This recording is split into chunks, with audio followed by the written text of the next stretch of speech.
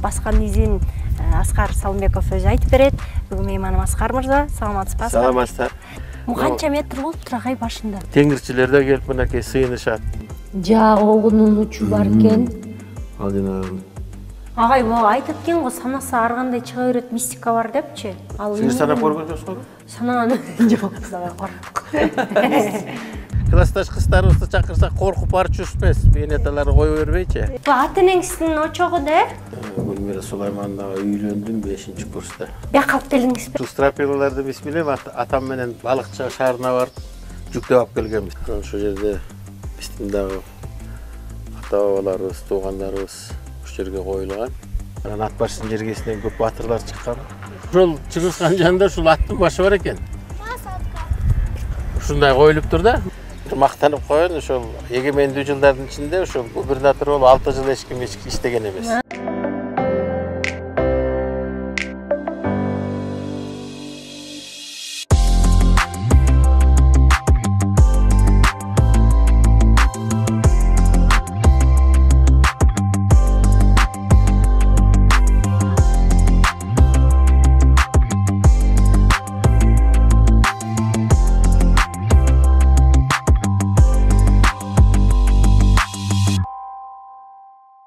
Саламатсыздарбы, урматтуу YouTube каналымдын көрүүчүлөрү. Бүгүн ушу Нарында ат башы өрөөндө Кошой Коргондо турабыз азыркы тапта. Бүгүн бул жакта мейман болуп, жана бул жакты кененирээк таанытып, өз өрөөнүн жакшы билген адам катары бизге тарыхый жерлердин тарыхын баскан изин Аскар Салымбеков өзү айтып берет. Бүгүн мейманым Аскар мырза, саламатсызбы? Саламатсыздар. Атайын Бишкек шаарынан келдик. Биринчи жолу мен өзүм ушул жердин баарын көрүп атам. Анан тарыхына абдан кызыгып атам. Сиз жеке эле бизнес жаатында эмес, тарыхчы катары дагы бул жакты жакшы билсеңиз керек деп ойлойм. Айтып бересизби? Айтканга ким кылайын? Харакет жасайын. Тиги ат башы өрөөнү билесиңер, Кытайдын границасында турат. Территориясы боюнча эң баягы ири районда Кыргызстандын. Чүй облусу менен территориясы бирдей да. Анткени баягы жайлоолор, Арпа, Аксай деген жайлоолор бар, ошолордун менен ушундай болуп калат да. Анан ат башы өрөөнүндө бирөө ат башы дейт, кээ бирлер ата башы дейт. Ата башы деген сөзүнүн дагы мааниси бар. Анткени Манас эпосунда Манас атабыз ушул баягы тиги кеңешчилеринин сөзүнө кирип, ушул ат башы жеринде ушундай кан кошой деген бар. Ошол аксакалга ошол кан кошойго барып жолугушуң керек деген эпоста жер бар эмеспи? Анан ошо Алтайдан чыкканда, анан кийин баягы Ысык көлдү көрүп, анан ушул ат башыга тиги Чечтөбө деп дегене, Чечтөбө турбайбы? Чечтөбөгө келип ушул кан кошойдун мынакей ставкасы деп коет. Ушул кан кошойдун ставкасы 9-11 кылым деп баягы биздин археологдор айтып келишкен. Бул жерде көп археологический раскопкалар болгон. Анан ушул жерден анан кийин кан кошой Манас атаны тосуп алып, анан ушул жерден анан кийин ушул жерден акылына сатын айтат. Ушул жерде биз кыргыздар жердейбиз, көп урууларыбыз бар бул жерде. Анан ушул тиягы Ош Баткен Алай, биягы болсо Талас, тиягы Чүй, Көл, ушул жерлердин баарын бириктиришиң керек, ошол жердеги элдерди, урууларды бириктиришиң керек. Мына жашсың деп анан кийин баягы 2 жыл бир тискинде анан кийин колуна берип, анан кийин Манаска ушундай бир жакшы бир батасын берет. Батасын бергенден анан кийин Манас атабыз ушул жерлердин баардыгына өздөштүрө баштайт. Анан ошол кан кошой ушул жерден баягы ата башы болуп туруп, ушул жерде эч жакка кетпей, анан ушул жерде өзүнчө бир уютку болуп калган да. Ошол эпостун уламышы болуп кетет да. Ошон үчүн анан ат башы дебей, кээ бирки азыркы историктер ошол жерде ушул кыргыз мамлекеттүүлүгүнүн башаты болгон ушул ат башы ошол ата башы ошо Кошой атадан коюлган деген дагы уламыш бар.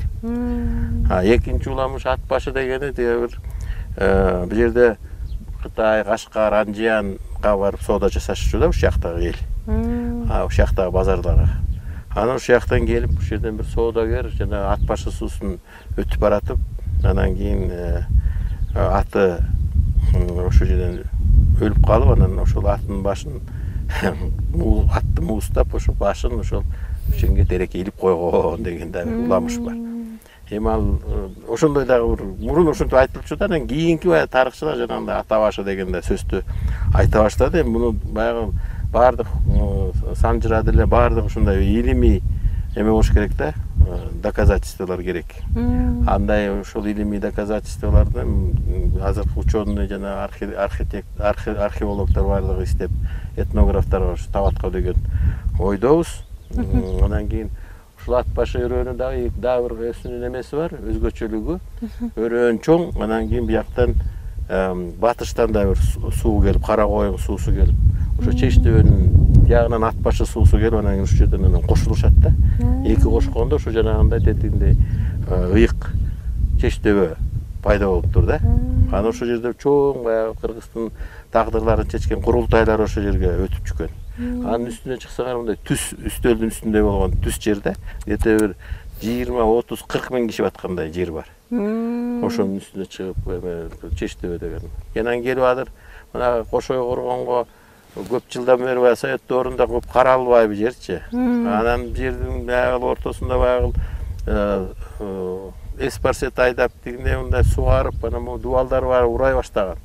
Урай баштап анан кийин баягы эгемендүүлүк келгенден кийин мен бияка губернатор болуп келгенден анан тегерегин өзүмдүн каражатым менен тостургусуп, тегерегине баягы бак тиктиргизип, анан бак тиктиргизгенден кийин тиги жерге анан кийин жана музейин жасадык да.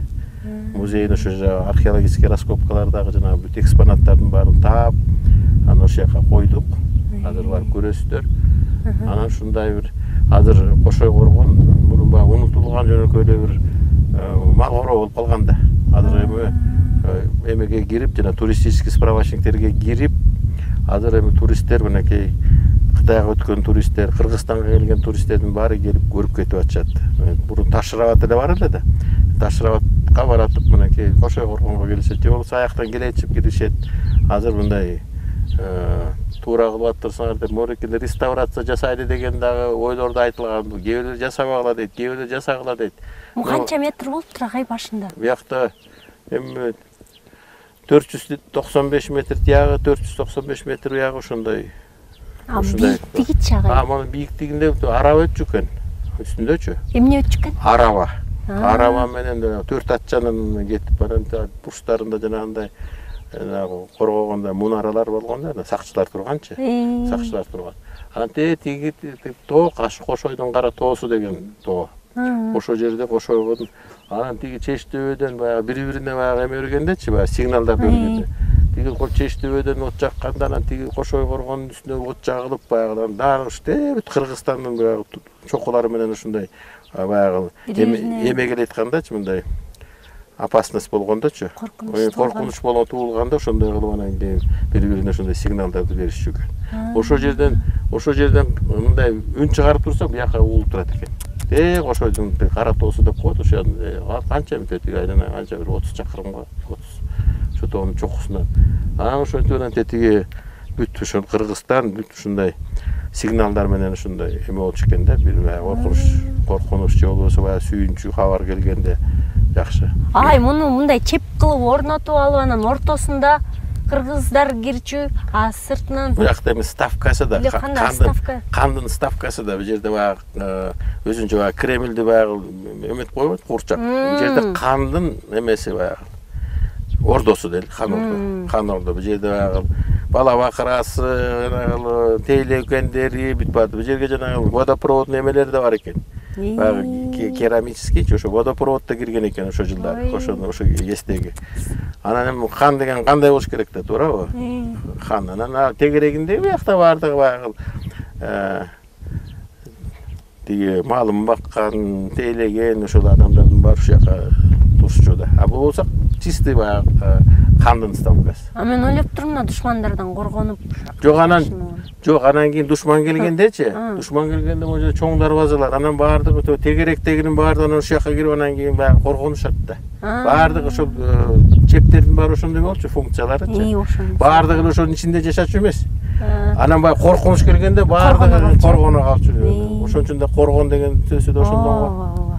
А бирок хандын өзүнүн ставкасы дайыма жерде болгон. Мунун деле немеси бийиктиги аябай эле чоң. Бийиктиги ооба.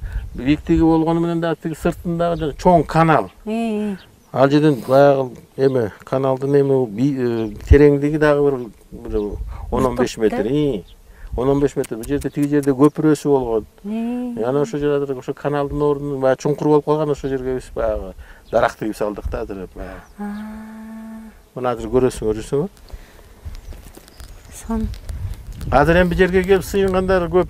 Мына жерде баягы биздин теңирчилер да келип мынакей сыйынышат. Мусулмандар да келишет. Дүйнө жүзүнөн баягы болгон кандай религия болсо ошонун баары келип эле көрүп кетип атышат. Туристтердин ошо да. Ооба. Канча Чүпүрөк байлап кетишип турбайбы? Чүпүрөк байлашканда ооба. Чүпүрөк байланган эмеден да бул, теңирчилерден да. Анан эми теңирчилерди деле эми Эми религия эмес да, теңирчилик деген. Ал жок, ал религия эмес, өзүнүн философиясы. Ар бир кыргыз теңирчи да жан дүйнөсү. Жан дүйнөсү ошо туура эле айтасың. Анан жөн эле теңирчилерди бөлүп алышкан. Жок, бөлбөш керек. Тиги Кудай бир. Ооба да. Кудай бир. А жүрөгүңдү каяка ишенсең, аны өзүң ишене бересиң. Жүрөгүң менен Кудайдасың. А тиги жанагындай религия деген ал эми баягы биз мусулманчылыкты кабыл алгандан кийин мусулман болуп жүрөбүз. Бу чоподон куралып. Могу эмесичи. Буреки кыштардын размерлерин карабайсыңбы эме? Кыштары тетигинде чоң болуп, тетиги бостоолордон алып келип, анан кийин мунун арасында жана эмелер эме тыбыт. Эчкинин жана тыбыттарын кошуп баягы бекем болуш үчүнчү. Ошондой кошулган экен да. Тыбыт анан ушундай бир эмелерди кошулганда прочный эмелер. Эми канча 19-кылымдан деп коелучу. Кылым болду. Ошондо 2200 жыл болуп атпайбы. Кедр алып келишпеди эле? Кыдыр терек беле? Кыдыр дарак деп. Тиги Алтайдан алып келишип, анан бул жерге тигип койсоң, ошол кыргыздар уурдап кетишип. Өздөрүнүн агыротуна тигип алган үйлөрүнө. Бул жерге ошол атайын алып келип, жанагы Акай Кине деген жигит бар эле го бир. Анан ошол алып келип тиккенбиз бул жерге, Алтайдан келди деп. Бакта суу акчы турбайбы ага, Бул жерде канал, баягы чоң, терең канал 15 метр. Немесе агымы да күчтүү болсо керек да. Анан бул жерде баягы суулар көп да, кара суулар. Ошол сууну жиберип койчу толтуруп. Анан да өткөнгө баягы тоскоолдук да бул дагы. Ал жерде мындай көпүрөсү болгон. Ошол тигин Кошой коргонду тегерегин тоскондон кийин, дарак тиккенден кийин археологдор иштей баштады. Москалев деген биздин тарых факультетинде доцент бар эле. Кыргызстандык эле? Кыргызстан аябай жакшы биздин педагог эле, археолог. Анан ошолор келип бул жерде жыл сайын тарых факультетинин студенттери менен археологический практика кылып, бир топ баягы экспонаттарды табышкан да. Анан экспонаттардын ыргыт үймөкүлүк тияка Бишкекке дагы алып барышты. Калган экспонаттарды бул жерге бир музей жасайлы деп, анан кийин бир чакан ушундай музей сүрөт галереясы менен жасайлы деген ой менен анан ушул жерден жер алып, ушул жерден анан кийин музей салганбыз. Музей салганга аябай көп салымын Гүлмира Сулаймановна, жубайым, Жамбы Жусубалиева, ушул экөө башында турушту да. Экспонаттарды баягы дизайн баардык нерселерди жасаганга. Анан ошентип анан бул жерде баягы Кошой коргонго мурун киши деле келчү эмес да. Анан бир жакшы бир туристический объект болуп, музейи менен, Кошой коргону менен биздин баягы бияка келген коноктор, ат башка келген коноктордун баарына да ушул жака алып келишет, куда сөөктөрүн алып келишет. Анан бул жердеги баягы жибек жолдун боюнда тургандан кийин Кытайга өтүп аткан туристтер келет, Таш-Рабатка бараткан туристтер келет. Жакшы болуп калды. Жакшы болуп, биздин баягы ушул ат башлыктардын, ошо кыргызстандыктардын бир жакшы бир мындай намысы болуп калды десек дагы жаңылышпаймын. Ошон үчүн азыр ичине көрүп чыгалы. Бул 2000 канча жыл болду экен салынган? 2006 2005 дейм. Бул музейдин салынганы. Ошол чоң ачылыш болгон, академиктер келген, Худяков деген Россиянын академия наугунан. Буларды силер барып келген Таш-Рабаттын макети. Таш-Рабат жөнүндө токтолуп айтып кетсеңиз. Эми Таш-Рабатты жерде 11-12 жылкы Кербен сарай деп айтылат. Эми бул жер Кыргызстан улуу жибек жолунда турганда. Анан кийин ушундай Кербен сарай бүт жибек жолунда салынган. Анан ушул ат башынын шартында ошол жерде таш көп болгон. Таш-Рабатта. Анан ошо таштардан анан бир соодагерлерден эле бул эмеси да курулган Кербен сарайы. Бул жерге баягы Кербенде жүргөн соодагерлер ошол жерге эс алуучу жай болуш керек. Жаткан жери, тамак ичкен жерлери бар. Анан кээ бир жеринде дагы бир жеринде эмеси бар, зинданы бар. Көргөнүңүз? Ору бар экен. Ошол эми арасында бир эмелер болгон да. Нарушительдерчи, ошо зинданга салган болуш керек. Балким кулдарын неме кылган? Же кулдарын ошо жака эметип койгон мына 11-12 кылымда кийинки бул Ошой коргон 7-9 деп да айтылат. Ошо 7-9 деп айтылат да, морики 11-12 кылымдагы Таш-Рабат. Агай могу айтат экен го, санасы ар кандай чыга берет, мистика бар депчи. Ооба, санасы бир канча дейт? 39 бу 40 деп атабы? Ошондой. Сиз санап көргөн жоксуңар? Санаган жок, сага корктук. Мистика бар дегеннен. Орекинде мына Кошой коргондо баягы башка жерлердеги баягы коргондордун мынакей Шырдакбектики мына Акталада бар. Шырдакбектики. Бул болсо Таш-Рабат, бул болсо мына келди дейт, бул мына келди деген ошо Кошой коргонго окшош. Жер окшойт да. Эмеде бар жанагы. Бул эмне агай Кошой коргон ушундай деп элестетилет окшойт. Кошой коргондун баягы макетин жасашкан ушул жерде балдар. Болжол менен кандай болчу деген. Болжолдоп жасашкан макетин. Мынакей Москалев, Солтобаев, Орозбек Солтобаев эки тиги археолог көп иштеди да ушул жерде. Көп иштешти. Анан могу жерде биздин баягы манасчылар Сагынбай, Саякбай, Тоголок Молдо, Молдобасан дейт. Багыш Сазан уулу, Молдобасан Мусулманкул уулу, Ибраим Абдрахман уулу. Тиги 200 жыл, 300 жыл болгон сандык. Ой. Тиги мен чоң атамды баягы кулакка тартып кетип атканда 28-жылы, 29-жылы. Анан ушул сандыкты сатышып, анан кийин жанагындай бир немистин жанагы швейный машинкасы Зингер деген. Ошону сатып анан ошо жол барышка кылып жасап беришти да, ошо кетип атканда.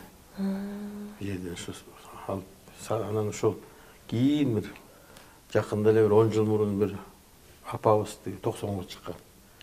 Ошону балам биз сатып кетти эле деп анан силер ошол жака музей ачып турсаңар, ошол жака коюп койгула деп тиги самурду, тиги сандыкты ошол музейге алып келип коюп койдук. Эми мындай жерде мен ушу ат башыга келгендечи, дайым ушул көпүрөгө келип, ушу дарыяга келип, тоолорумду карап, токойлорумду, асманды, ушу дарыяны карап, ушунчалык бир энергия алам да. Ушул жерге келип турмайынча, бияка келип, ушул ат башынын эң сагынган жерим ушул жерде. Ушул дарыянын ушу акканын, балалык чагыңды, ушул жерде сууга түшүп жүргөнүңдү, суу акканыңды, балык кармаганыңды тор менен, майке менен, мүшөк менен, кайырмак менен, эмне менен гана кармачу эмес элек.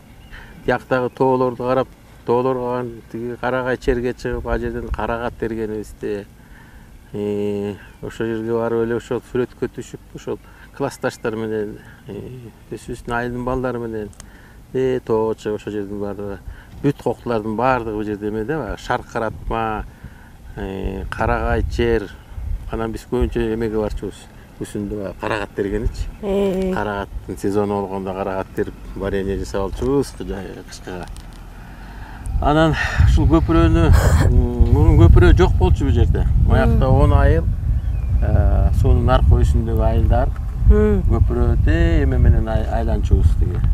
Кара суу тияк менен айланып ошол. Тиякта өзгөрүш талды суу деген өтө босоого жеткен айылдарыбыз бар. Тияк болсо тиги пограничник, Казыбек айылдары. Ошону айланып өтүштү да, анан кийин 70-жылдары ушул Жыгач көпүрө салынган.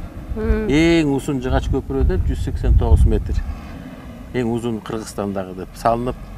Анан 70-жылдары салынган көпүрө ошондо мен баягы губернатор болуп келгенде өтө катуу курч маселе турду да. Көпүрө деп эскирип, тактайлары чирип, тактайларынан жана мыктары чыгып калып, мыктары анан кийин ара өткөн машиналардын баарын дөңгөлөгү жарылып, эме болгондо көпүрөнүн кебете кешпир абалы дегендей. Анан ушул тиги наркыга өстө жашаган эл, бияктагы эл ушул маселени кабыргасынан кое баштады да. Бийлик барбы, жокпу деп анан ал жерде баягы кыйналып турган кез болчу. Баягы өкмөттүн деле чамасы жетпей, бюджеттен акча жок.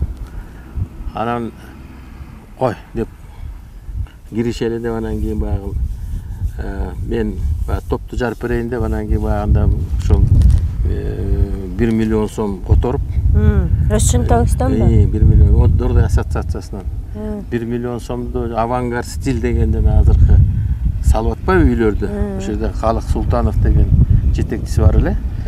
Анан ошол жака кайрылып, проектисин жазып, анан ушундай бетонный Жыгачты бетонго которулду деп анан кийин балыкчыдан ошо бетондорун даярдатып, Жыгач көпүрөнү 2 айдын ичинде ошо Жыгач көпүрөнү алып, анан кайра бетон менен ошо салып койду да. Анан кийин ушу ким болсо дагы деп ушул аябай зардап тилешти эле да ошо элибиз. Анан ошол жерде ошол кезде аким Адыл Сайдинов деген да жигит эле, ошол дагы аябай демилгечил, иштерман аким болчу. Анан элди көтөрүп, ашар менен дагы көп жардам беришти. Тамак аштардын баардыгы ушу эл берди. Анан ушул көпүрөбүздү салып алып, эле баягы маңдайыбыз жарык. Мына 2004-жылдан бери мына 17 жыл болуп калыптыр. Мына соп-сонун болуп көпүрө жакшынакай кызматын жасап атат. Ошол ашар коом менен анан биз азыр көрсөтөм, ат башынын ичинде бир топ нерселерди жасаганбыз. Стадион салганбыз, спорт залдарды салганбыз. Өз акчаңызга эстеликтерди койгонбуз. Эл да чыгарган, мен да чыгаргам көбүнчөсүн. Ошолорду дагы көрөбүз. Анан кийин ушул ат башынын эли алыскы райондордун бири татаал климаттык шарттарда жашайт. Кышында чын айтканда эле суук, бияк 40 градуска дери жетет, кээ кезде 45 градуска жетет. Кээ кезде климат өзгөрүп атпайбы? Мына быйыл дагы мынакей эл суу тартыш болуп атыптыр. Суу о жерде мына мөңгүлөр азыр бир топ эрип кетчү да, ушул 25-июнь болуп атпайбы? Ага дер 26-июнь, ага дер эрип кетчү. Көтөрүлүп мөңгүлөр азыр түнү суук болуп, мына түнү эле долоонго, бүтте, мына кабыл жердегисин тоолорго кар жаап атат. Ушундай атиги ак сай арпаларга точно эле кар жаады аякачы. Ушундай шарттарда жашайт, бирок ушундай өсүн жакшы сыйлаган, өсүн баягы намыстуу, ушундай бир тоолук адамдар жашайт да ушул тоодогу. Мен бар тоодогу адамдардын баарын эле тиешелүү деп айтам. Ай, бул суда түшчү элеңер? Ооба, бир июндан баштап суу кире баштайт да. Быйыл суук болуп атпайбы? Мынакей мөңгүлөр эрибей турат. анан суу тартыш болуп атат деп дыйкандар да айтып атат. Анан мынакей школьный каникул башталгандан монда сууга түшчүбүз. Июнь айдарында аябай кирип турат да биякта, аябай. Моорекил эме сайдын бүт толот суучу. Анан ошол кезде баягы сууга түшүп балык кармачубуз. Бир окуяны айтып берейин. Пионер лагерге барып, 2 класс бүтүп 3 класска көчкөндө. Анан чаба курганды үйрөнүп келдим деп, ушундай сууга чаба куруп деге суунун агымы менен чаба кура берип турмун. Анан тура калсам эле баягы агып баратам. Агып анан суу жутуп алып, анан тиги чоң байкелерибиз көрө калып агып баратканымды көрүп. Анан бир аябай жерден анан кармап чыгарып, оосума, мурдума суу чыгып атып, араң баягы мени эсиме келтиришкен. Анан ошондон кийин баягы суудан коркуп калган жайым бар. Кийин анан кийин кайра баягы бассейнге түшүп, анан кийин кайра сууга жакын боло баштадык да. А так суудан аябай бир 30-40 жыл коркуп жүрдүм. Ушул бирок ыраазымын ат башы суусунан анткени ошондо агысып кетпей кайра сактап калган үчүн. Байкелериме ыраазымын. Тетиги чечтөөгө бу жерден дагы походторду жасачубуз. Баягы чечтөөнүн үстүнө чыгып, Куран окуп, айтпадымбы тиги тоолорго чыгыш өтө эле керемет болчу да. Классташтарыбызды чакырчубуз. Классташ кыздарыбызды чакырсак коркуп барчубуз эмес, бейнеталарды кое бербейчи. Ай силер деген бизди эметесиңер, силер чыккынчысыңар, биз менен барбайсыңар деп кыздарды үртөп жебелеп жүрдүк. Походко барбайсыңар депчи. Анда 9-10 класстарда. Ошондой да болгон. Бул жерде таш терип, баягы мурун фундаменттердин баары ушу таштерди терип барып, анан үйлөргө, тамдарга ушу жерден фундаменттер пайдаланып койчубуз. Анан кийин бул жерге суунун жээгине базар түштү. Орекил ат башы мал базары. Дем алыш күнү бир күн иштейт. Ошол баардык Кыргызстандан баягы мал алам деген баары ушул жака келип алышат. Анткени мал киндиктүү районда, анткени жайлоолору, кыштоолору көп жерде. Анан мал көп. Анан мал менен жан сактайт. Малын сатып бул жерге балдарына кийим кеч алышат, тамак аш алышат. Анан ушул жерде ушул ат башынын баягы белгилүү ушул мал базары ушул жерде. Бул ата энеңиздин очогу да? Үйү. Бул айтпадымбы? Биздин баягы эски тамыбыз 48-жылы ушул жерге салынган экен, согуштан кийинчи. Андан ал эски тамдан кийин биз бусуп, анан 61-жылы ушул тамды салганбыз. Анда мен 1-2 класс болуп ушул жака лай ташып берчүмүн, тиги үй салып аткандачы, байкем экөөбүз. Байкелерим болду. Анан ошондон бери турган үй, анан тиги үстүндөгү чатыры эскирип, азыр чатырын алмаштырабыз деп азыр ушундай ремонт болуп аткан экен. Бияктачы. Бул жерде бөлөм турат. Апамдын сиңдисинин кызы турат, бала акырасы менен. Бул короодо да тиги улуу байкемдин үйү бар, жана жеңем турат аякта. Ошол мынакей бул жерде апам менен менин сүрөтүм турат, биякта атам турат. Ортодо болсо чечтөө турат. Атам болсо 76-жылы эрте каза болуп калды. 58 жашында. Согушка катышкан, Фин согушуна. Ошол жактан жарадар болуп келип, оорукчан болуп калган. 76-жылы мен 4-курста окуп жүргөндө каза болду. Апам болсо 15-жылы 95-ке чыгып каза болду. Апамдын кесиби синоптик, аба ырайын текшерген. Ушул 53-жылдан 80-жылга дейин синоптик болуп. Ал кезде кантип тандап калыптыр? Депутат болгон. Атамдар ошол бияка биринчи бай орустар келип, бул жерде жанагы айыл чарба боюнча, селекция боюнча ошол опытный хозяйство дегенде ошол жерде завхоз болуп иштеген, орустар мененчи чогуу. Анан ошол орустар менен чогуу жүрүп, апам вечерний школаны бүтүп, согуш убактарында баягы 6-7 класстын образование болуп эле эме кылып, китепканачы болуп жүргөн. Анан кийин ошол вечерний мектепти бүтүп, анан аба ырайын текшерген эмесин курстарын бүтүп, анан ошо синоптик болуп иштеп калды да. Анан депутат да болду. Шаардын депутаты, айдын депутат болуп жүрдү постоянно. Жогорку кеңештин эмесин грамотасын алды. Жакшы ушул үйгө баягы депутаттар кулатып келген, чай берчүбүз. Эми баягы ошол кезде биздин үйлөрүбүз мындай жакшы болчу. Анан кийин келип, баягы келген мейман конокторду келип жатат. Досчубуз менин колумда суу куюп берип, бата алчумун дегендей. Анан бул жаныбызда жанагы чоң сас бар болчу. Чоң сас түп-түз болчу темеле. Мынчалык жөбө менен жанагы стадиондор бар го, жанагы Европада баягы сонун стадиондор баягы. Аны атайын эметет го, чабыт. Анда болсо өзүнчө эле естественно мынчалык өсчү саста. Мындай чоңоюп келатканда эле кой мал жеп кетчү да, анда өзүнчө эле баягы косилка. Аны ошол жерде арык суу акчу, аны ошол жерден кийин футбол башталды. Ошол 62-63 жылдары биздин байкелерибиз Бишкектен футболду көрүп келишти. Футболду баштадык. Анан көчөлөрдүн ортосунда командалар ойной башташты. Анан кийин биздин айыл мөлжерде ошо Дордой уулунун балдары келип мындай эметип калганбыз да. Үйлөрдү салып атамдын тегерегине. Анан кандай команда түзөбүз, атын эмне коебуз дегенде ошо Дордой деп коюп койгонбуз. Ошол 61-жылдардычы.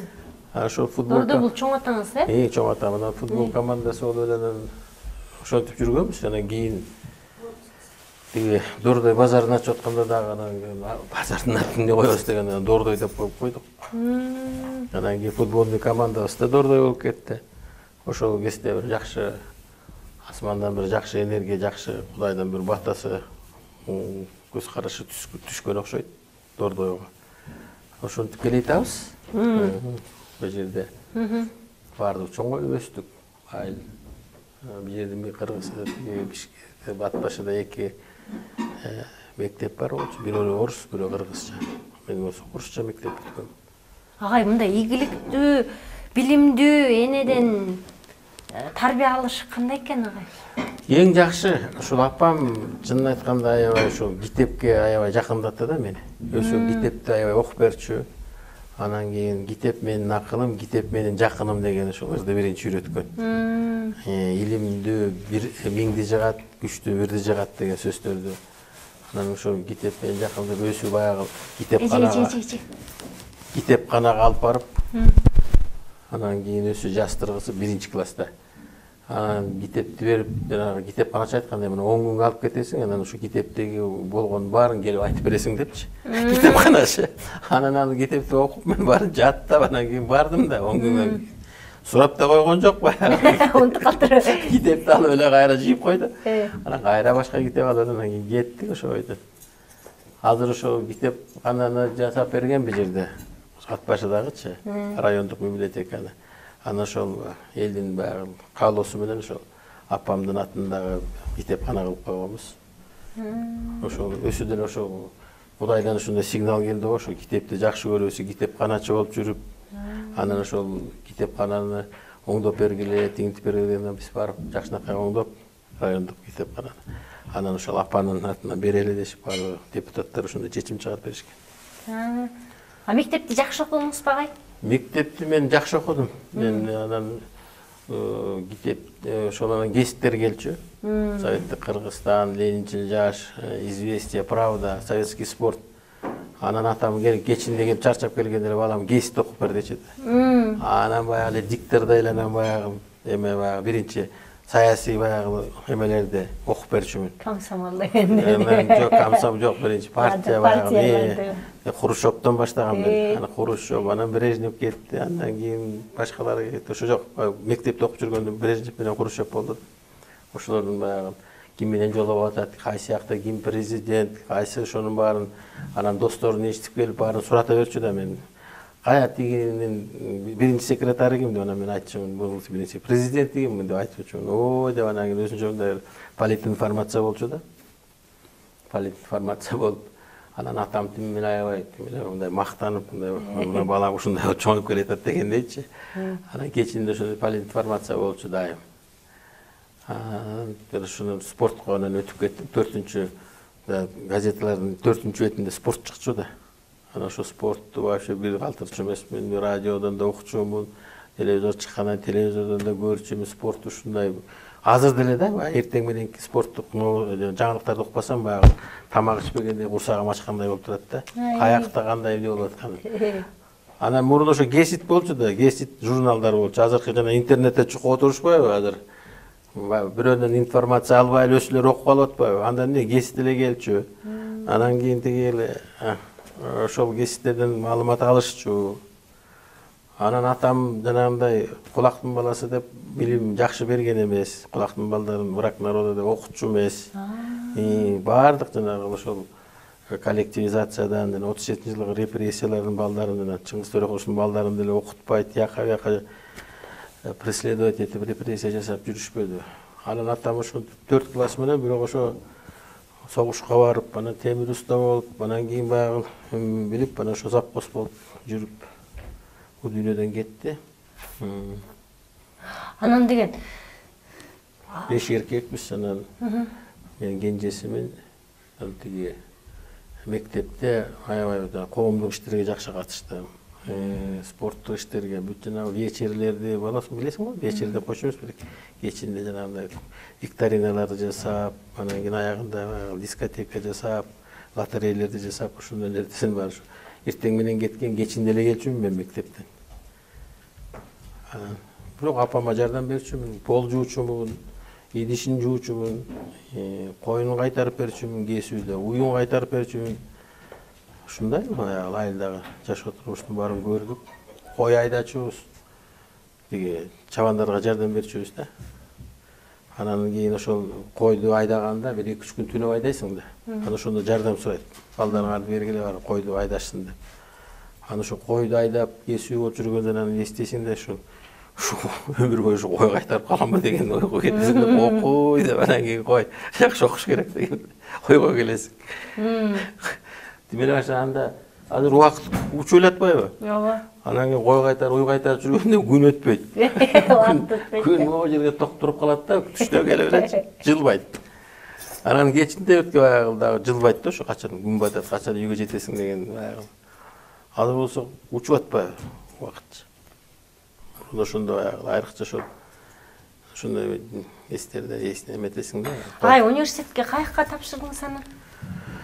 Университетке кызык болгон, мен эмеге кеттим да, бул жерден тарых факультетине бир директорубуз тарыхчы болчу, Алмаз Акматалиевдин атасы Акматалы Карыбекович.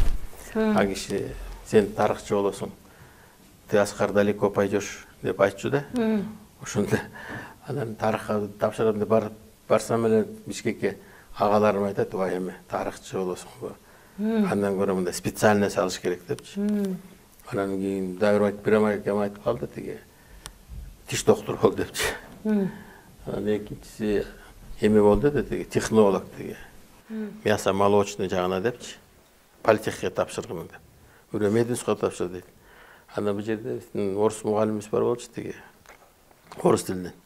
Адагы Бишкектен жолуп калып айтат, ой, Аскар, ты чё, вонючий гыртак будешь ковыряться? Стоматолог болуп калчу, тиш доктуру. Анан кийин тоже это отпало. Мясо молочный деп анан кийин тапшырсам аяктабай, бизде математика, физика, химиялардын баарын тапшырат экенсиң. Анан кокуй, баягы консультацияларына барсам, баягы биздин мектепте окуткандай эмес, баягы жаңы формулалар пайда болду да. Ал формулаларды билбей айдап экен колап каламы деп мындай күмөн санап жүрсөм эле баягы Акматалы Карыбекович жолугуп калды. Менин бир кегесте ушундай нерселерим бар, ушул жашоо турмушумдачы бир мындай эле бир асмандан түшкөндөй эле бир адамдар келип элечи. Жардам берип калат да.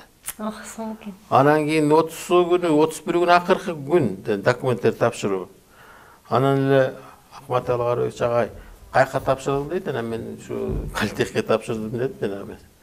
Мен сага эмне деп айттым эле? Сен деген тарыхчы болушуң керек. Сен антпегиниң.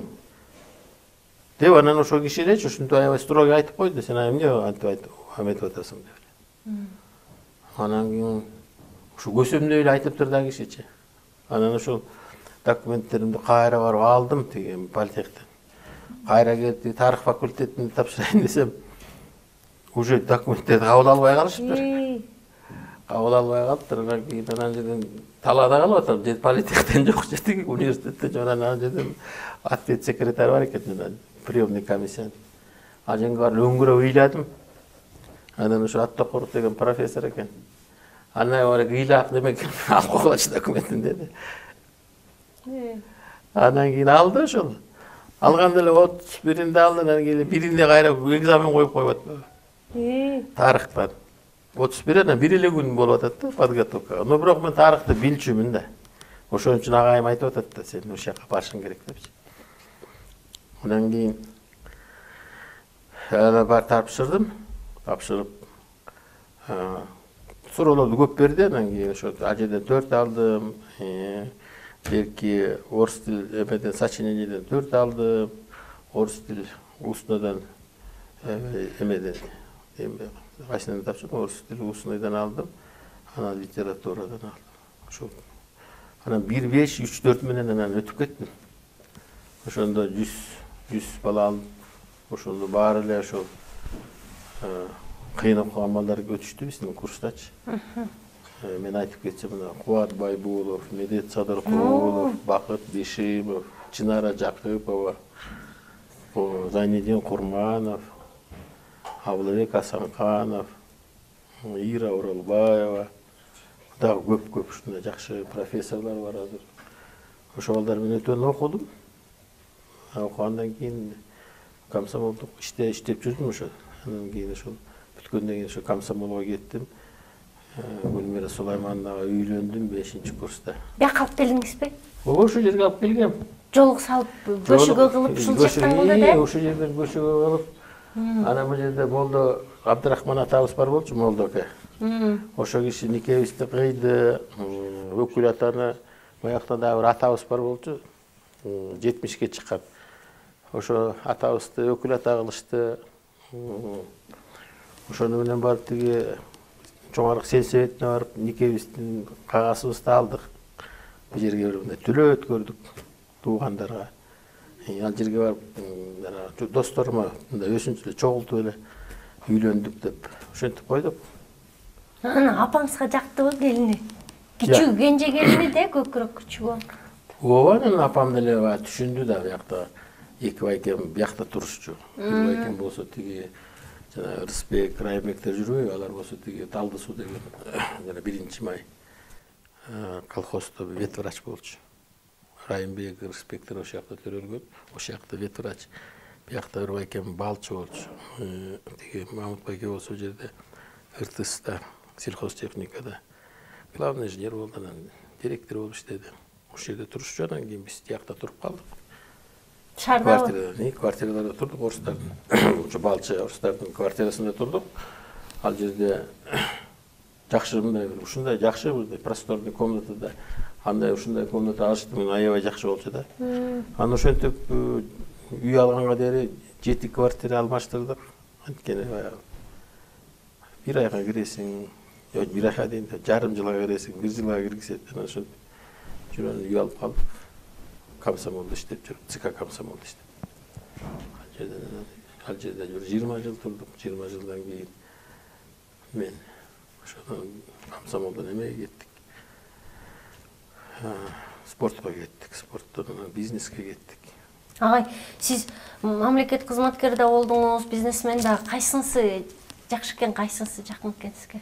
Эми баягы Советтер Союзунда мындай бизнес деген жок болчу да. Мамлекеттик кызмат баягы карьера, комсомол, анан партия менен карьера жасаш үчүн жетекчи эмелерге жетиш үчүн комсомол болушуң керек, партия болушуң керек. Анан да директоримде ошол тарыхчылар ошондой кетчү да. Жетекчи саясий кызматтарга кетчү. Анан ошон үчүн айтып аткан тура, агичи ошондой жөнөгө ошондой баргының деп. Анан кийин союз таркап атканда мен баягы ошол убагында билип, баягы тияка чыгып, четке чыгып, башка элди, башка мамлекеттерди көрүп, кандай нукта кетип баратканын, жана рыночный экономиканы көрүп, анан кийин жанагы апамдар деле, башкалар деле тегеректиги деле түшүнбөй калдым. Мен ошол жакта базар ачып иштейм, ошол жака кетем дегендечи. Ой, эмне эл эмне дейт деп айта баштады. Эл эмне демек эле деп. Жана коллегалар да түшүнбөйт. Каяка баратат депчи. Чын айтканда балар кээ бирлер ошо мамлекеттик кызматта ошо жүрүп баягы сиңип калат экен, чын айткандачы, психологическийчи. Анан чыгышат эле кыйын болот экен. Мен кийин түшүндүм. Кээ бир баягы адамдар. Кээ бирлер болсо баягы мындай алда баягы кругозору, кругозордон, анан кийин жанагы көп нерселерди көрүп, тажрыйбадан болот экен да. Аны ошону айкалыштыра билип, анан алып кетсең, алып кете алат экенсиң. Анан мен түшүндүм, ошо азыр уже Нух баягы Советтер Союзу таркап, эми башка жашоо келе атканын түшүнүп билдим да. Ошон үчүн мындай смелый кеттим. Агай, мени айтышты да тиги өкүл атаңан барып акча сурап бербейсиңби депчи. Элдин баарычы акча сай берген бул сизге кандай кабылдайсыз? Эми мындайчы, акча эми мен элдерди түшүнөм. Баягы бул иши акчасы бар деген адамдар, баягы ушул кишиден жардам сурайын деген адамдар баргандай болот да. Кээ бирлер ушу өсүлөрүн деле баягы колдорунда болуп турса делечи, барып ушундан бар акча алып алыш керек дегендей ой менен кетет. Кээ бирлер болсо баягы бир мындай бизнес ачканга, өзүм баягы балык бербей кайырмак берсе деген ой менен келишет. Кээ бирлер өтө эле баягы муктаждар келет. Ооруп аткандар келет, процент алып аткан карыздар келет, ушундай көп адамдар келет. Эми ар кандай баягы адамдарга баягы колумда барларга деле бердим, жанагындай бизнес ачам дегендерге деле бердим, берки баягы муктаждарына деле берип атам дегендейчи, баягы колуман келишинче. Анан ошол ички дүйнөсүн кийин билинип калат экен да, ким кандай баягы сураганын акчасынчы. Ошондо билет экенсиң. Баягы биринчи билиш баягы башында жүргөндө билбейт экенсиң. Анан кийин байкап калдым да. Кээ бирлер баягы алдап алайын дегендер көп эмелер болот экен, алдап кетсем дегенчи. Мында жокпу деп дагы ушундай көп ушундай мамиле жасагандар да болот экен. Эми эмне кылабыз, биз пендебиз да. Ошону барып айырмаланганга дагы бир топ акыл керек экен. Көбүнчө деле мен деле ак көңүл жаным бир топ эле алдандым. Кээ бирлер баягы мен жардамымды баягы баа бербей кайра 1000 жолу жардам берип туруп, бир жолу жардам бербей койсоң, кайра душман кылып коюшат экен. Жаныңда жүргөндөр эле баягы душман болуп кеткендер да болот экен. Кээ бир баягы жардам бербегендер да бар, мындай эле жакшынакай эле, ал дагы независимый, мен деле независимый. Бирок ошол адамдар ушундай жакшынакай мамиле менен жүргөндөр дагы жок эмес да, көп эле андай адамдар. Анан азыркы молеки заманда, интернет заманында деле азыр кыйын болуп атпайбы? Ким кандай экен, ким кайсы жакта туура маалымат кетип атат. Фейк, анан биягында фейк деп коет да, жанагы калп, жалган маалыматтар, информациялар. Ошону айырмалаганга дагы аябай көп мындай билим керек болуп атпайбы? Тажрыйба керек болуп атат. Туура. Анан кийин ошону ажыратканга деле баягы билимдүүлөр деле азыр ошо кыйналып аткан кез. Билими жоктор баягы мындай көп сабатсыздар деп бар ошондой. Азыр маргиналдар да көбөйдү. Ошолор башка жанагы тескери жагын көбүнчө кабыл алып алат экен да. Туура эмес информациялардычы. Анан ошо туура эмес информацияларды кабыл алып алгандар ошондой кээ бир маселелерде үстөмдүк кылып кетип атканы да байкалып атат. Үстөмдүк кылып, анан кийин элди башка туура эмес жолго алып кеткендер да көбөйүп атпайбы? Ошон үчүн бир интернет айдыңыбы? Айдыңында ушундай бир туура бир жакшы нерселерин, позитивдүү нерселерин алсак, ошондо өнүгүп, өсүп, коомубуз тазаланганга жол ачылат да. Ушул жерден жанагы муну кандай баягы сендей, например, азыркы сенин передачаларың, башка бир адамдардын жанагындай ушундай бир адамдын ички дүйнөсүн ачып, ички дүйнөсүн тазалаганга ушундай бир багыт алган берүүлөр болсо, анан ошентип бара-бара баягы көч бара-бара түзүлөт дегендейчи. Адам да ошондой тазаланып, ошондой бир туура жолго түшөт го деген ой менен жүрөм да. Ошо все-таки азыр баягы заман ар кандай болуп атпайбы? Мындан дагы бир мындай баягы бир суу чаңдайт го аябай. Анан суу анан кийин бир убакыт анан тунат. Мен ошол тунчу мезгил келет го деген баягы мындай позитивдүү ой менен келатам да. Азыркы баягы кыйынчылыктар, баягы деле баягы жалаа жапкандар, калпычылар баары бир ошол баягы тунуп эмесине түшөт го, баягы түбүнө түшүп жанагы калпычылар баягы коомдо жүргөн баягы эл бузаарлар ошо түбүнө түшсөк экен эртерээк деген ойдомун да. Түшөт болсо. Агай, анан сурайын дегеним, сиз жалаң мамлекеттик кызматкер, бизнесменде бизнесте жүрөсүз. Анан бул деген оңой эмес, элдин баарына эле бериле берчү дөлөт эмес да бул. Буйрган кишиге буйрат деген нерсе. Анан муну оор жүк да өзүнчө ал дөлөттү көтөрүш делечи. Ошону кантип көтөрдүңүз? Эми чынын айтканда эми биздин жашообузду баягы Советтер Союзу доорунда кандай элек, анан азыр эгемендүү кезде кандай өзгөрүүлөр болуп атат, кандай нукта кетип баратабыз. Анын үчүн көп нерсени билип, көп нерсени анализдеш керек да. Ошо коомубузда, саясатыбызда, экономикабызда туура бир нукта алып,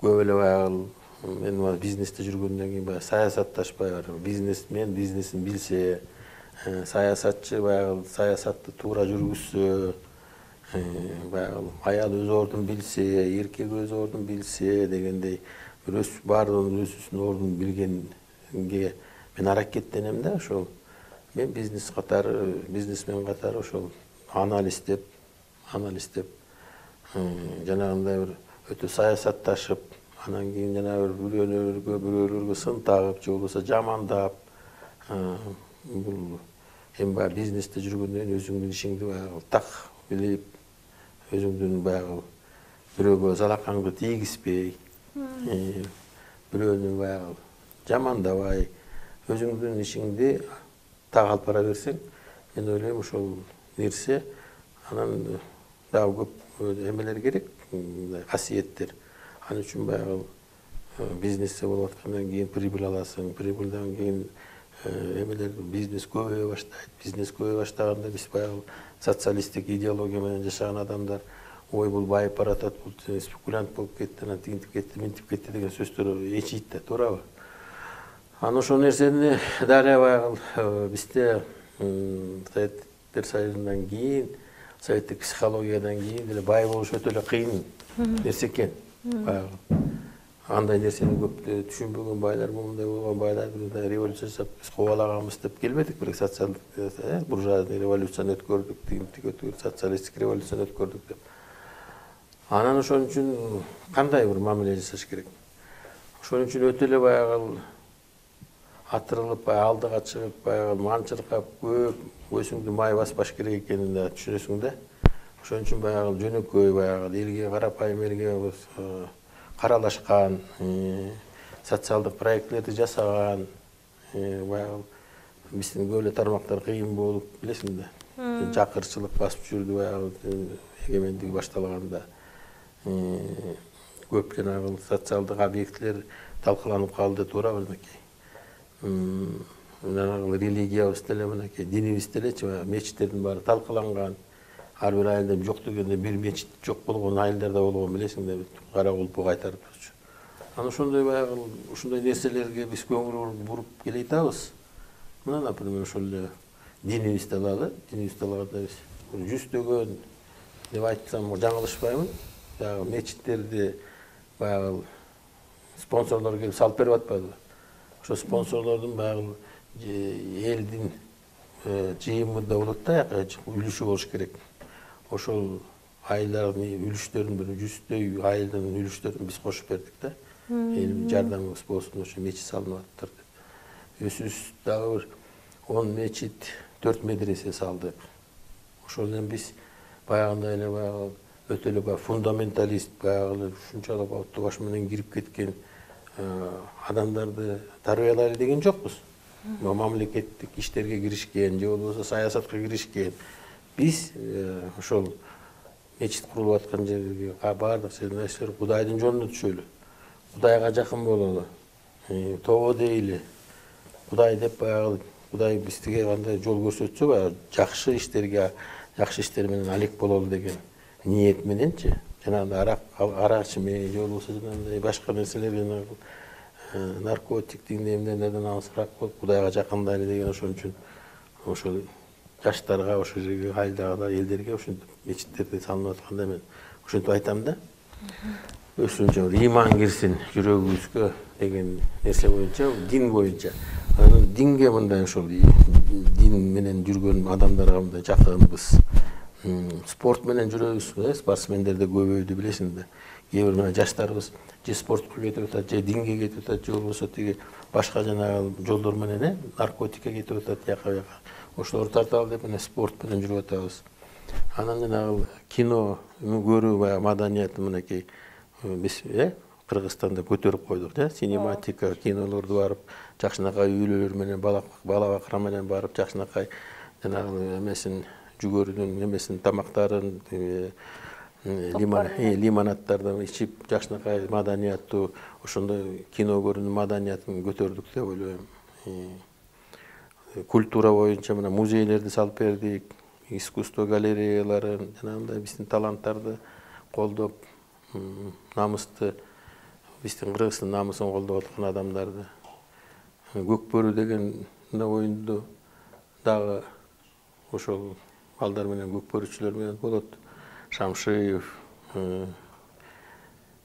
тиги Дүйшөкеев, Темир болуп ошолорду көтөрдүк. Баткакта жүрдүк, жаанда жүрдүк, карта жүрдүк. Бирок азыр мынакей дүйнөлүк эл аралык деңгээлге чыгарып койдук. Ал дагы өсүнчө балдардын өсүн эмеси болуп калды. Жакшынакай бир багыты болуп калды дегендей. Ушундай баягы эл менен ошол жана социалдык социум менен, коом менен ошолор менен мындай ушундай мезгилде мындай чукулураак, тыгызыраак болуш керек экен да. Ошол дагы бир биздин баягы өзүң айткандай баягы дөөлөттү кандай кармаса болот дегендин бир себептери ошол деп ойлойм. Эми бул жердеги үйүбүздү биякта жашаган бөлөбүз чатырын алмаштырып атыптыр. 60 жыл болуптур ровно. Ошо чатыры эски шифер менен болчу, анан эми байке эскирип калды, алмаштыралы дегенден анан алмаштырып койгула деп азыр ошол тетиги стропилаларды карабайсыңбы? Ушул стропилаларды биз билем, атам менен балыкчы шаарына барып жүктөп алып келгенбиз. Балыкчыдан анан ушу стропилалар менен ошо шипр жапканды эсимде да. Могу карагай жыты сонун келеткен агай. Бул карагай ооба 69-жылы атам бул тоолордон кичинекей мындай балатын алып келип тикти эле ошол 69 жылдан бери. Чыкканы биякта эме чыгат, мындай кеч чыгат да. Шашпай өсөт турбайбы? Шашпай. 1 сантиметр 1 жылда өсүп эле. Ошондо тиги көлдө, чүйдө тим эле бат эле зуулдайтпы? Өсүп кетет го. Бул жерде Ат башы айылынын көрүстөнүндө турабыз. Бул көрүстөн Ат башынын бир мындай дөңүндө турат. Айыл алдыда калат. Анан ошол жерде биздин дагы ата-бабаларыбыз, туугандарыбыз ушул жерге коюлган. Бул жерде менин дагы атам, апам ушул жерге коюлган. Апам жакында 2015-жылы каза болду. 95-ке чыгып. Атам болсо жанагындай айтпадымбы, согуштан жарадар болуп келип, ден соолугунан айрылып, бул дүйнөдөн эрте эле кетти 58 жашында. Ошол келип ошол Ат башка келген сайын келип Куран окуп турабыз. Ошол мынакей эстелиги бул жерде турат.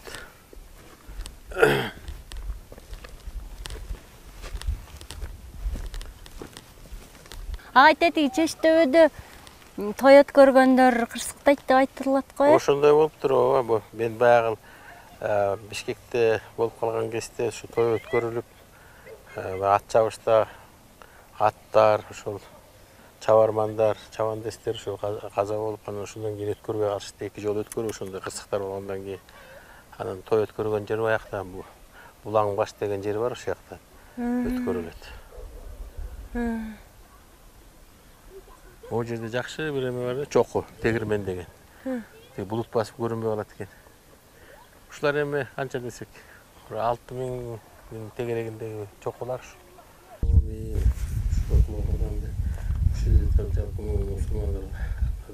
Жаткан жерлери жайлуу, топурактар коркоп, элисте жеристе токчулук болуп, үйдө кыштардан тышкары болуп калат. О, мен. Эми ар бир райондун центри болот эмеспи? Бул ат башынын райцентри. Бул жерде мамлекеттик администрация райондук. Ошонун тегерегинде ушундай бир тарыхый бир эстеликтерди коюлган. Биринчи баягы өзөгүн түскөн эстелик болот экен. Кан кошой коюлган эстелик.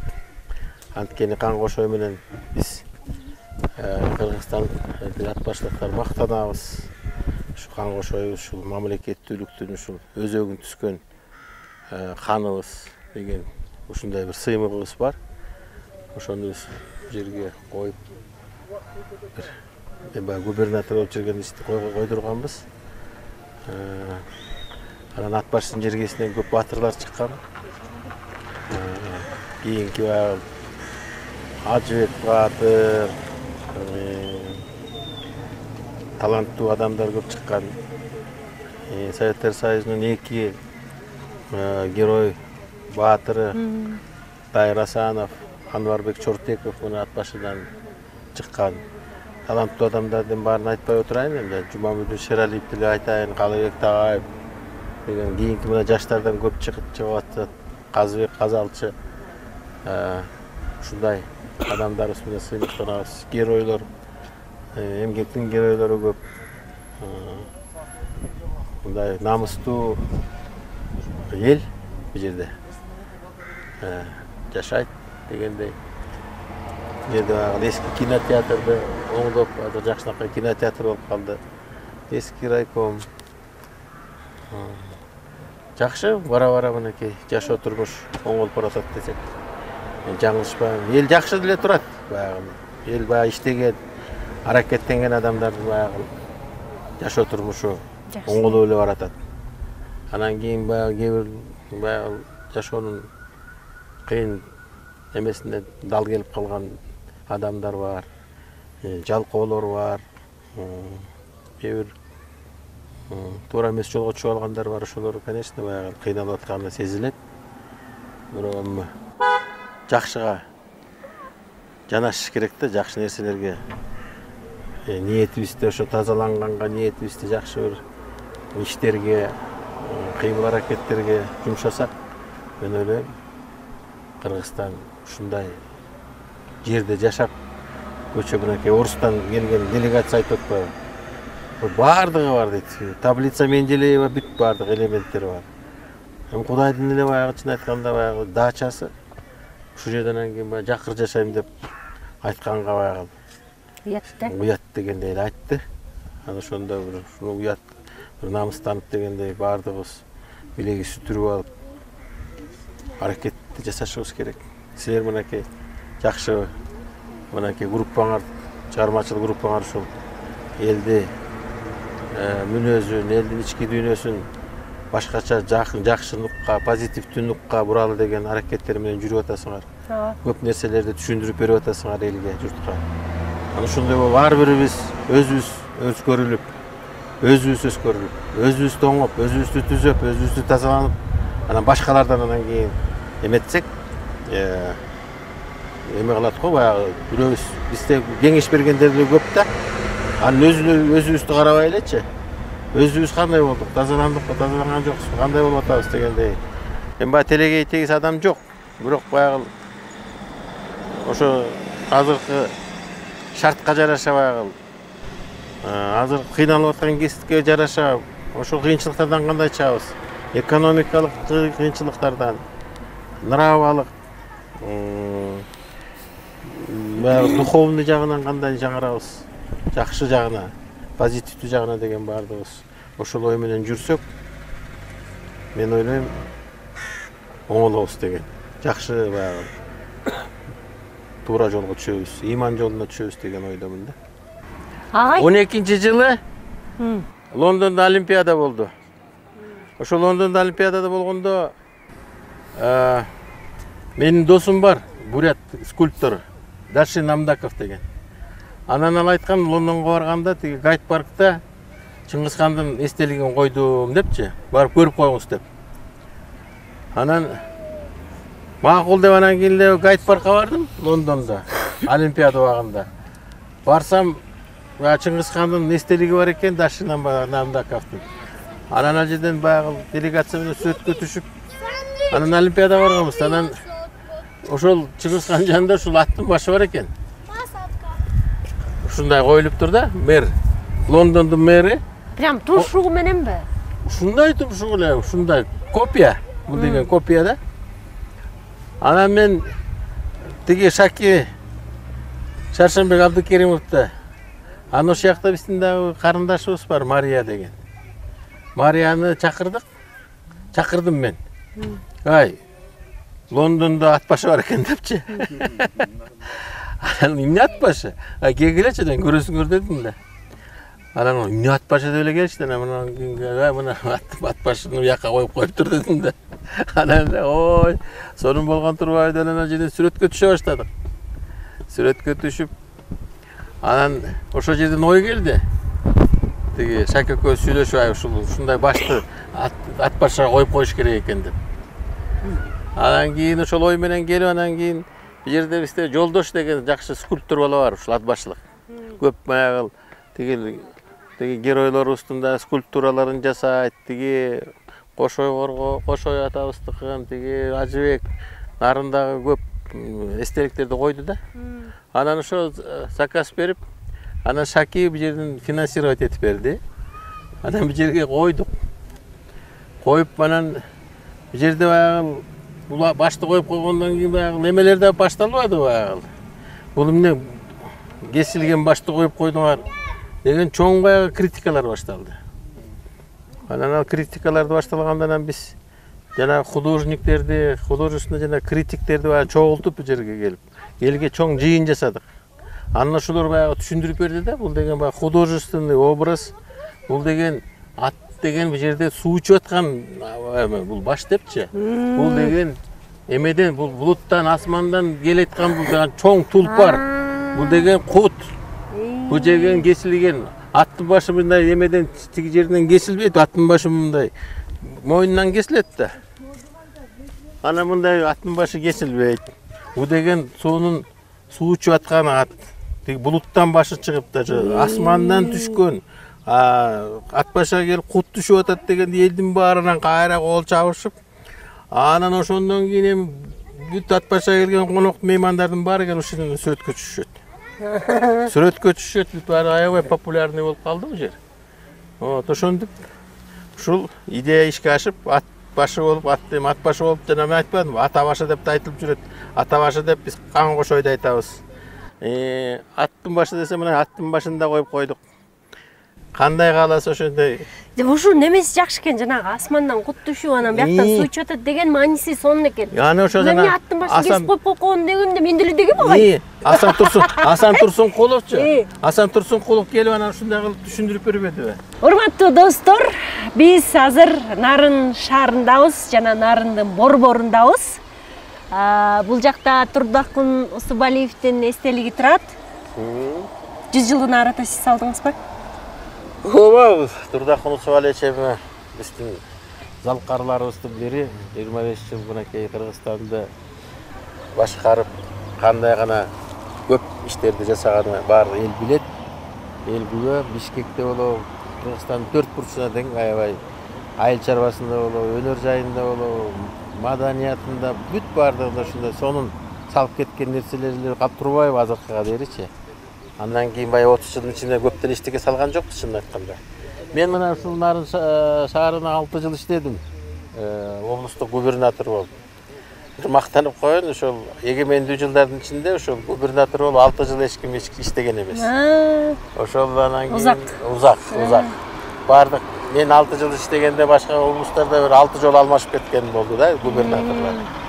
Анан ушу элиме жериме иштеп бергениме сыймыктанам. Анан бир топ аракеттер жасадык. Ушул Нарын шаарынын чоң ортосунда, облустук борбордун ортосунда турабыз. Анан бул жерде баягы эме болчу да, баягы эски үйлөр. Анан ошо эски үйлөрдү бусуп атсак дагы эл эмне бусуп атасыңар тигиндей мындай деген. Эми эски көз караш менен да. Анан биринчи теге мен тардык жанагы галерея, сүрөт галереясын жасадык. Анан кийин эл түшүнө баштады, туура эле болуптур депчи. Анан кийин сол жагында да бир карта ойногон чоң ортодо бир бак бар болчу. Ал бактын ортосундагы бир жакшы бир эме жасадык, баягы элге, журтка бир мындай баягы жакшы бир маданий очок салдык да, ресторанын салып бердик. Жана жаштардын тойлору жакшынакай бир мындай жакшы үлпөт тойлору жакшы жерлерде болсун дегендей кылып, рестораны менен, алдында дүкөндөрү менен жакшы нерселер салып койдук. Азыр эми нарында ресторандар көбүп кетти. Анан биз экинчи этаждын ошо ресторандарды азыр бул жерде Салымбековдун атында бизнес школа бар. Ошо бизнес школаны кеңейтели деп, ошо ресторанды азыр реконструкция жасайлы деп баштаган турабыз. Анан тияктан Агахан келди.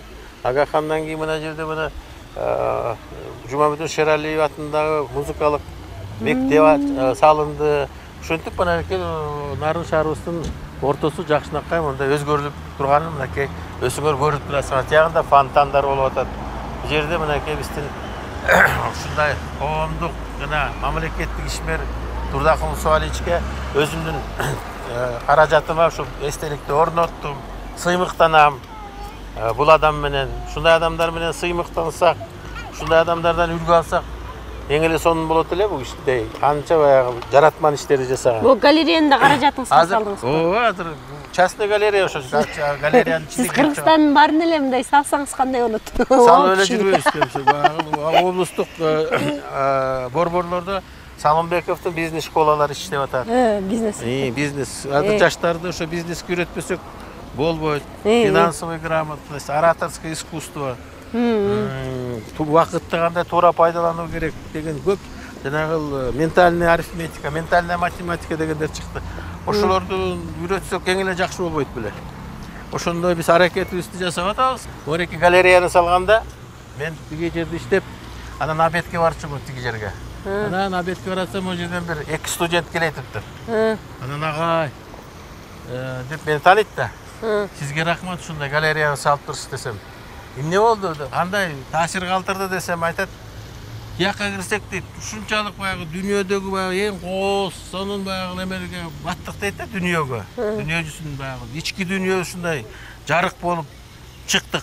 Анан чыксак эле дейт, баягы кайра эле баягы Нарын дейт. Анан бирок бул жер азыр жакшы өзгөрдү. Сонун болуптур агай. Карачы мондай элибиз монтип жакшы эс алып бала бакырасы менен. Мен дагы сүйүнүп атам буларды көрүп алып. Сүрөт галереясын биздин художниктер чоң жардам беришти, келип пленерлерди жасап атышты. Соңкөлгө барып, жакшы Нарынын жакшы жерлеринен барып сүрөттөрдү тартышып, анан биз өзүбүз дагы баягы дүйнө жүзүн кыдырып жүргөндө ошол жактан ар бир жеринен бирден өзүм картина алып келип жүрдүм. Анан ошентип ушул галерея түзүлдү. Ошол 10 жылдыкка арналган Кыргызстандын эгемендүүлүгүнө 2001-жыл ачылган. Уже 20 жыл болупту бул жергечи.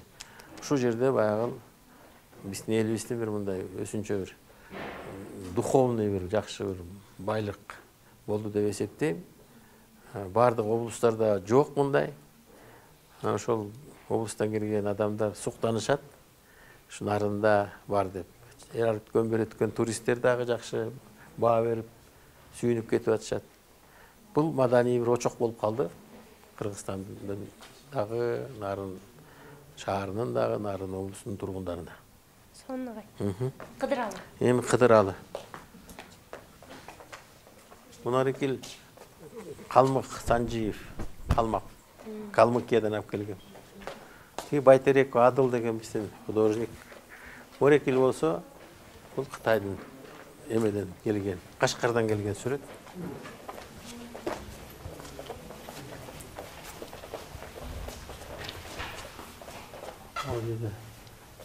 Испаниядан, Мадридтен алган сүрөтүм. Биз мына Конаков,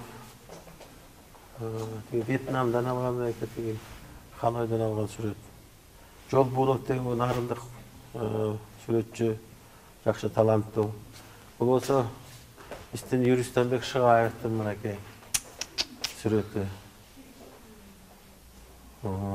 Ичинде көп нерсе катылган экен да. Карабашым, аттын башында турат. Жерде көп нерселер камтылган да, чоң философиянын ичинде жатат. Белек Жумабаев. Карасаңар аябай жаш кеткен бардыгы мынакей. Азыр баягы 50-нүн тегерегинде 50-ге жетпей кеткен Кыргыздын залкарларын Асан Турсункулов художник тартканда.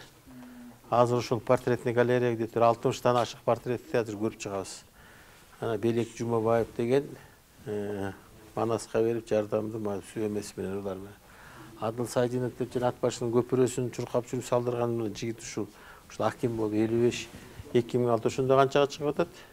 51-ге чыгып атат. Тау кең мынакей.